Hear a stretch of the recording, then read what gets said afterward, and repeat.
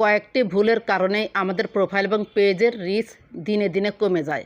এমনভাবে কমে যায় সেই রিচটা তোলা খুব কঠিন হয়ে যায়। আসসালামু আলাইকুম রহমতুল্লাহ। হ্যালো ফ্রেন্ডস, কী কারণে প্রোফাইল এবং পেজের রিচ ডাউন হতে পারে সেই কারণগুলির আলোচনা থাকবে আজকের এই ভিডিওতে। প্রথম পয়েন্ট হচ্ছে, আপনি আগে দেখবেন যে আপনার প্রোফাইল বা পেজে কোনো ইস্যু আছে নাকি। ইস্যুযুক্ত পেজে কিন্তু যতই আপনি কোয়ালিটিফুল কন্টেন্ট আপলোড করেন না কেন, সেই প্রোফাইল বা পেজের কন্টেন্টে ফেসবুক কখনোই রিচ দিবে না। সেটা কিভাবে চেক দিবেন? 1 সেকেন্ডেই আপনি সেটা চেক দিতে পারেন। এই যে আমি আমার প্রোফাইলে চলে এসেছি, দেখতে পাচ্ছেন ড্যাশবোর্ড, তারপরে 3 ডটে আপনি ক্লিক করুন।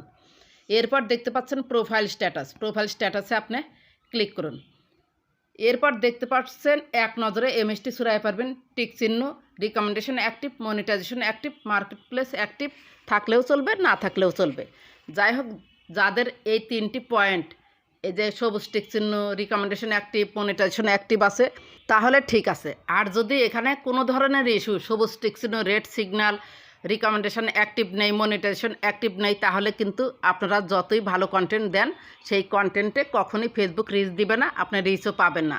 আগে আপনাকে এই ইস্যু দূর করতে হবে যেভাবেই হোক। এর পরের পয়েন্ট হচ্ছে, নিয়মিতভাবে ভিডিও আপলোড করতে হবে আপনাকে। আপনি আজকে একবার দিলেন, কালকে একবার দিলেন, তারপরের দিন ভিডিও আপলোড করলেন না, তা কিন্তু হবে না। যারা নিয়মিতভাবে ভিডিও আপলোড করে ফেসবুক তাদেরকে পছন্দ করে, আর যারা নিয়মিতভাবে ভিডিও আপলোড করে না তাদেরকে ফেসবুক পছন্দ করে না। ফেসবুকের অ্যালগোরিদম ঠিক বুঝে নেয় কে নিয়মিতভাবে ফেসবুকে কাজ করছে আর কে নিয়মিতভাবে ফেসবুকে কাজ করছে না। আপনি যদি প্রতিদিন একটা করেও ভিডিও দেন বা 2 দিন পর পর একটা করেও ভিডিও দেন, সেই একটা করেই ভিডিও আপনাকে দিতে হবে। সেটা যদি 2 দিন পর পর দেন তাও হবে, কিন্তু আপনাকে রেগুলারিটি মেনটেন করে চলতে হবে।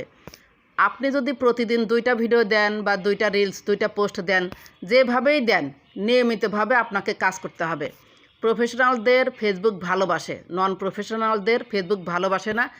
যে কারণে ফেসবুকে কন্টেন্ট কোয়ালিটি ভালো হওয়া সত্ত্বেও সেই কন্টেন্টে ফেসবুক ইচ্ছাকৃতভাবে রিচ দেয় না। এর পরের পয়েন্ট হচ্ছে পোস্ট এঙ্গেজমেন্ট, অর্থাৎ আপনার পোস্টে যারা লাইক করেছে, কমেন্ট করেছে, সেই কমেন্টের অ্যান্সার করতে হবে আপনাকে। আপনি যদি সামান্য একটা লাইকও দেন বা লাভ রিয়েক্ট দেন অথবা তার সেই পোস্টের অ্যান্সার দেন, সে কমেন্ট করেছে, তাহলে কিন্তু আপনার পোস্টটা এঙ্গেজমেন্ট পাবে। আর যদি আপনি পোস্টে এঙ্গেজমেন্ট না বাড়ান, অডিয়েন্স কি লিখে কমেন্ট করেছে সেই কমেন্টের অ্যান্সার না দেন, তাহলে আপনার কিন্তু সেই পোস্টে রিচ আসবে না। পোস্টে যে কমেন্টগুলো আসে সেই কমেন্টের অ্যান্সার দেওয়া খুবই জরুরি। এই অ্যান্সার যে দিবে না, অ্যান্সার বলতে আমি রিয়্যাক্ট দিলেও চলবে, আপনি যে সেই কমেন্টের অ্যান্সার দিতে হবে তা না, রিয়্যাক্ট দিলেও চলবে। যদি অডিয়েন্স আপনাকে প্রশ্ন করে তাহলে সেই প্রশ্নের অ্যান্সার দিতে হবে, তাহলে আপনি দেখবেন যে আপনার সেই পোস্টে রিচ বেড়ে গিয়েছে। আর যদি না দেন তাহলে ধীরে ধীরে দেখবেন যে পোস্টের রিচ কমে গিয়েছে, এমনভাবে ডাউন হয়ে যায় পেজ এবং প্রোফাইলের কন্টেন্টে সেই রিচটার তোলা সম্ভব হয় না পরবর্তীতে। আরেকটি বিষয় খেয়াল রাখবেন, আমরা যে রিপ্লাই কমেন্টের অ্যান্সার দিই, একই অ্যান্সার বারবার দিবেন না। যদি একই অ্যান্সার বারবার দেন তাহলে কিন্তু সেটা স্পাম কমেন্টে চলে যায়। আপনার রিচ বাড়ার চেয়ে সেই যে একই কমেন্ট বারবার করছেন সেই কমেন্টের কারণেই আপনার কোয়ালিটিফুল কন্টেন্ট হওয়া সত্ত্বেও সেই পোস্টটার রিচ ডাউন হয়ে যায়। সো কমেন্ট করবেন একটু ভেবেচিন্তে, অর্থাৎ রিপ্লাই কমেন্টটা। এর পরের পয়েন্ট হচ্ছে অ্যালগোরিদম। ফেসবুকে যদি অ্যালগোরিদম বুঝতে না পারেন, আসলে ফেসবুক থেকে ইনকাম করা সম্ভব না। এই যে দেখতে পাচ্ছেন ড্যাশবোর্ডে আপনি ক্লিক করবেন। আপনি ক্লিক করে দেখবেন, দেখলে নিজেই বুঝতে পারবেন যে আসলে কোথায় কি চাচ্ছে। যদি ক্লিক না করেন, ভয়ে এখানে ক্লিক করবেন না, সেখানে ক্লিক করবেন না, অমুকের উপর ডিপেন্ড করে থাকবেন, তাহলে ফেসবুক সম্পর্কে জানতে পারবেন না। আপনাকে ক্লিক করতে হবে, ক্লিক করে জানবেন। এই যে অ্যালগোরিদম, আমি জাস্ট একটু অ্যানালাইটিক্সটা বলবো। 28 দেশের অ্যানালাইটিক্স কিন্তু দেখুন সব কিন্তু লাল হয়ে গিয়েছে। লাল হওয়ার কারণ রয়েছে, হাসপাতাল আমি গিয়েছিলাম কয়েকদিনের জন্য, ফেসবুকে কন্টেন্ট আপলোড করতে পারি নাই, যে কারণে সব কিন্তু লাল হয়ে গিয়েছে। আমি আমার রেগুলারিটিও মেনটেন করতে পারি নাই, আমার ফেসবুকের রিচ এখন বর্তমানে ডাউন। এটা উঠাতে অনেক সময়ের ব্যাপার। যাই হোক, এই যে reach, views, engagement, approximate earnings, তারপরে হচ্ছে নেট ফলোয়ার্স, এগুলা দেখবেন। কন্টেন্ট কোনগুলা কেমন, কত র্যাঙ্ক করেছে, এগুলো বুঝতে হবে। এগুলো যদি না বোঝেন তাহলে আপনার কিন্তু প্রোফাইল বা পেজের কন্টেন্টে কখনোই ভিউজ আনতে পারবেন না। আরেকটি কথা হচ্ছে, কন্টেন্ট আপলোড করেই আপনারা হারিয়ে যান। কন্টেন্ট আপলোড করেই হারিয়ে যাবেন না। আপনার যে ফ্রেন্ডস ফলোয়ার্স রয়েছে, কন্টেন্ট আপলোড করে অ্যাক্টিভ ফলোয়ার্স রয়েছে, তাদের কন্টেন্টগুলোতে যাবেন, সেখানে গঠনমূলক কমেন্ট করবেন, সেই কন্টেন্টগুলো পুরোপুরি দেখবেন। আপনার কন্টেন্টে যে কমেন্টগুলো আসছে সেই কমেন্টগুলোর অ্যান্সার করবেন। 1 ঘন্টা যদি পোস্ট দিয়েই লেগে থাকতে পারেন, আমি আশাবাদী সেই পোস্টে ভালো পরিমাণ রিচ পাবেন ইনশাল্লাহ। তাহলে কখনোই প্রোফাইল এবং পেজের কন্টেন্টে রিচ ডাউন হবে না। আর যদি ধরেন আপনি পোস্ট দিয়েই হারিয়ে গিয়েছেন, তাহলে সেই পোস্টে কিন্তু আপনি আশানুরূপ রিচ পাবেন না। সো এইভাবে যদি আপনি ফেসবুকে কাজ চালিয়ে যান, তাহলে টুডে অ্যান্ড টুমোরোতে আপনার ফেসবুক প্রোফাইল বা পেজের কন্টেন্টে রিচ ডাউন হবেই। এরপরের পয়েন্ট হচ্ছে থাম্বনেইল।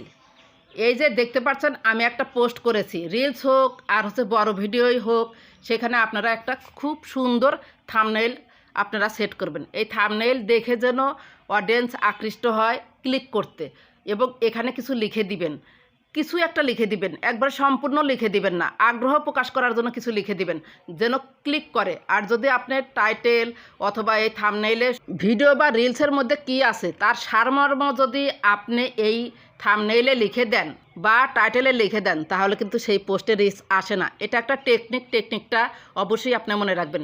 একটু চালাকি করে আপনি হচ্ছে থাম্বনেইলে ভিতরে কি আছে, রিলস বা ভিডিওর ভিতরে কি আছে একটু হিন্টস দিবেন যেন অডিয়েন্সের আকর্ষণ বাড়ে।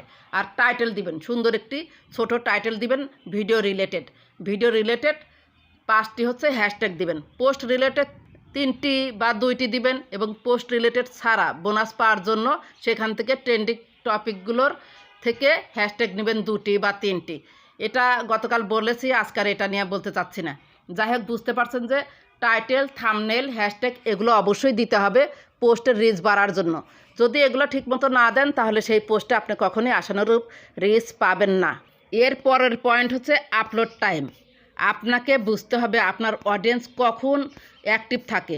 আপনার অডিয়েন্স যখন অ্যাক্টিভ থাকে তখন হচ্ছে আপনাকে পোস্ট আপলোড করতে হবে। তাছাড়া বাংলাদেশের জন্য আমি বলবো, সন্ধ্যার পরে অডিয়েন্স খুব অ্যাক্টিভ থাকে, অথবা 10টার পরে, লাঞ্চের পরে অ্যাক্টিভ থাকে। তবে বেশিরভাগ হচ্ছে সন্ধ্যার পরেই বেশি অ্যাক্টিভ থাকে। এছাড়া যারা ছোট বাচ্চাদের নিয়ে কন্টেন্ট তৈরি করেন, ছোট বাচ্চারা হচ্ছে কেজি স্কুলে পড়ে, 10টার পরে বা 3টার পরে, 4টার পরে, অথবা সন্ধ্যার পরে বাচ্চারা বিজি থাকে। সকালে 10টার পরে এবং হচ্ছে 3টা 4টার পরে যারা বাচ্চাদের নিয়ে কন্টেন্ট তৈরি করেন তারা আপলোড করবেন। আর যারা রান্না নিয়ে ভিডিও আপলোড করেন, ব্লগ টাইপের ভিডিও আপলোড করেন, তারা দিনে যে কোনো টাইমে আপলোড করলেই চলবে, তবে লাঞ্চের পরে দিলে ভালো হয়। আপলোড টাইমটা আপনারা দেখে শুনে আপলোড করবেন। আর যারা টেক রিলেটেড ভিডিও আপলোড করেন, তারা অবশ্যই সারাদিনে সকালে, লাঞ্চের পরে এবং হচ্ছে সন্ধ্যার পরে একটি ভিডিও আপলোড করবেনই। সন্ধ্যার পরে আপনি কমন রাখবেন আপলোড করা। এর পরের পয়েন্ট হচ্ছে কন্টেন্ট কোয়ালিটি। কন্টেন্ট কোয়ালিটি হতে হবে অরিজিনাল, অথেন্টিক, কোয়ালিটিফুল সম্পন্ন, শিক্ষণীয়। আপনার কন্টেন্টে মানুষ এসে যেন বুঝতে পারে, কিছু শিখতে পারে। আপনার কন্টেন্টে মানুষ কেন আসবে, আপনার কন্টেন্ট মানুষ কেন দেখবে, আপনি নিজেকে প্রশ্ন করবেন যে আমার এই কন্টেন্টটা একজন কেন দেখবে, কি শিখবে আমার এই কন্টেন্ট থেকে। আপনি যদি কিছু শিখতে পারেন, তাহলে আপনার অডিয়েন্স কিছু শিখতে পারবে। সেজন্য বলছি, অলওয়েজ টাইম কন্টেন্ট কোয়ালিটি ভালো রাখার চেষ্টা করবেন। অরিজিনাল কন্টেন্ট দিবেন এবং শিক্ষণীয় কন্টেন্ট দিবেন। অথবা যারা বিনোদন নিয়ে কন্টেন্ট আপলোড করেন, তারা বিনোদন টাইপের কন্টেন্ট আপলোড করবেন। হাসি যেন পায় বা মানুষ যেন আনন্দ পায়, সেই টাইপের কন্টেন্ট আপলোড করবেন। আর আরেকটি, ফেসবুকে কিন্তু এখন খুব ধরছে রেজুলেশন, লো রেজুলেশনের কিন্তু কোনো ভিডিও আপলোড করবেন না। ব্লারি দেখা যাচ্ছে সেই টাইপের কোনো কন্টেন্ট আপলোড করবেন না। রেজুলেশন অবশ্যই 720-এর উপরে রাখবেন, 1080-তে রেজুলেশন রাখবেন। এর পরের পয়েন্ট হচ্ছে কপিরাইটযুক্ত কোনো কন্টেন্ট, সাউন্ড, মিউজিক আপনার প্রোফাইল বা পেজের কোনো কন্টেন্টে দিবেন না। কন্টেন্টে যদি সাউন্ড বা মিউজিক দেন, সেগুলো কপিরাইট মুক্ত কিনা সেটা আগে দেখে নেবেন। যদি কপিরাইট ছাড়া হয় তাহলে কিন্তু নিতে পারবেন, আর কপিরাইট যুক্ত যদি হয় তাহলে কিন্তু আপনার ভালোর চেয়ে খারাপই বেশি হবে। এগুলো কিন্তু আপনাকে খেয়াল করে তারপর আপলোড করতে হবে। প্রয়োজনে কাউকে জিজ্ঞেস করে বা ইউটিউবে সার্চ করে দেখবেন যে আপনি যে সাউন্ড বা মিউজিক আপলোড করছেন, আপনার কন্টেন্টের সাথে অ্যাড করছেন, সেটা আসলে কপিরাইট ফ্রি মিউজিক কিনা বা সাউন্ড কিনা।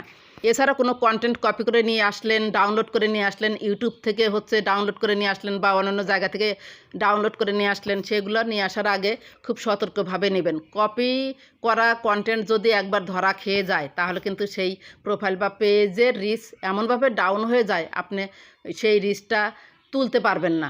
সো আপনি যদি কপি করে নিয়ে আসেন, কিভাবে কপি করতে হয় সেটা 100% যদি না জানেন তাহলে কপি করে এনে আপনার কন্টেন্টে আপলোড করবেন না। এর পরের পয়েন্ট হচ্ছে ক্যাটাগরি। আপনার ক্যাটাগরি যেটা সেই ক্যাটাগরি নিয়ে ভিডিও আপলোড করবেন। অমুকে এই ক্যাটাগরি নিয়ে ভাইরাল হয়েছে, অমুকে এই ক্যাটাগরি নিয়ে ভাইরাল হয়েছে সেটা দেখবেন না। আপনার ক্যাটাগরি অনুযায়ী নিয়মিতভাবে ভিডিও আপলোড করলে অবশ্যই আপনি একদিন সফল হতে পারবেন। আর যদি প্রতিদিনই ক্যাটাগরি চেঞ্জ করেন তাহলে কিন্তু সেই পেজ বা প্রোফাইলের কন্টেন্টে ভিউজ কমে যাবে ডে বাই। শেষ পয়েন্ট হচ্ছে সব কথার এক কথা, কমিউনিটি গাইডলাইন্স। ফেসবুকে যদি আপনি কাজ করতে চান তাহলে ফেসবুকের কমিউনিটি গাইডলাইন্স মেনে তারপরে আপনাকে কাজ করতে হবে। ফেসবুকের কমিউনিটি গাইডলাইন্স যারা জানবে না তারা আজ হোক কাল হোক ইস্যুতে পড়ে যাবেনই। সো আপনি ফেসবুকে কাজ করবেন, ফেসবুকের কমিউনিটি গাইডলাইন্স জানবেন না তা কিন্তু হবে না। ফেসবুকের কমিউনিটি গাইডলাইন্স সঠিকভাবে জেনে তারপরে ফেসবুকে কাজ করুন। ফেসবুক প্রোফাইল এবং পেজের কন্টেন্টে কেন রিচ ডাউন হয়ে যায় তার বিস্তারিত আলোচনা কিন্তু করলাম। যদি ভিডিওটি মনোযোগ সহকারে শুনে থাকেন তাহলে অবশ্যই কিছু শিখতে পারবেন। ভিডিওটি যদি একটু ভালো লেগে থাকে বা আপনার একটু উপকার হয়ে থাকে প্লিজ লাইক, কমেন্ট, সাবস্ক্রাইব করে সাথেই থাকবেন। ভালো থাকবেন, সুস্থ থাকবেন। আল্লাহ হাফেজ।